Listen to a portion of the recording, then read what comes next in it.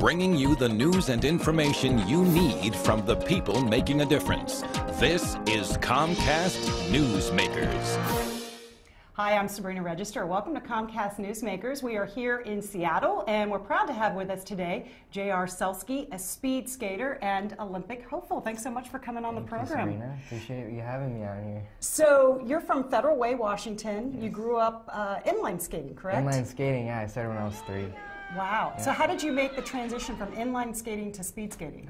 Apollo and I actually were from the same club in Federal Way, and he started skating ice in, I think, like 96, and won the Olympics in 2002, and by that time I was 12, so I didn't really have any major goals, but when I saw him win the gold medal, it made me want to transition too, so I started skating ice right after he won the gold in 2002.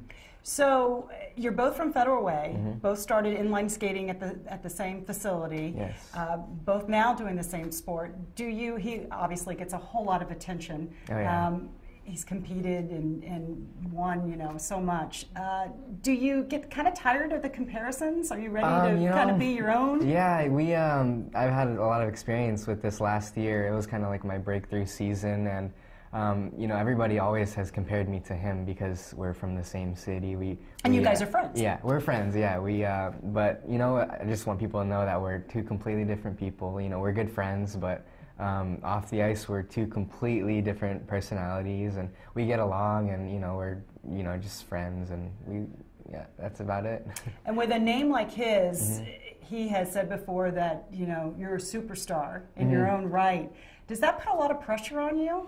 No, not really. I handle pressure pretty well. So he's there's always cameras on him, and everywhere we go, in airports, people always coming up and asking for signatures, and I kind of I'm standing behind him the whole time, wondering, So you're learning lessons from him? Yeah, kind of. Has he given you any words of advice on how to deal with everything? He's kind of like a role model to me. So he's always, at practice, talking to me, and giving me advice, and telling me to take notes and keep a journal and stuff like that.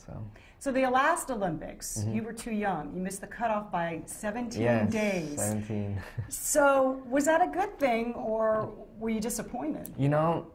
People kind of hyped it up. I wasn't really training for those 6 Olympics. I was just, kind of getting my roots in the sport. But my major goal was to go to this Olympics in 2010. So I wasn't really disappointed. It was kind of like a, little brush off my shoulder, so it's okay. It's no big deal. Talk, JR, about your training, because I know it's grueling. It's a grueling sport, yeah, and for those who don't speed skate, we really have no idea. Yeah, we train 6 days a week, 2 times a day, anywhere from 6 to 8 hours a day. Are there days where you just say, God, I don't want to do this? Oh yeah, all the time. I'll wake up. So how do you get yourself out there every single day like motivation is key in this sport. Just having those goals and having your dreams. And seeing what you can do in the sport. I have a chance to go to the Olympics, which is close to home this time, and being able to realize that there's family that's surrounding the area and they can come up and watch me, and it's awesome knowing that I've been training for this my whole life. So it's just very motivational. So having the Olympics right in our own backyard, oh, yeah. that's a good thing. It doesn't put more pressure on you because everybody's here, your family, your friends. No, if anything, it helps me. It hypes me up for it.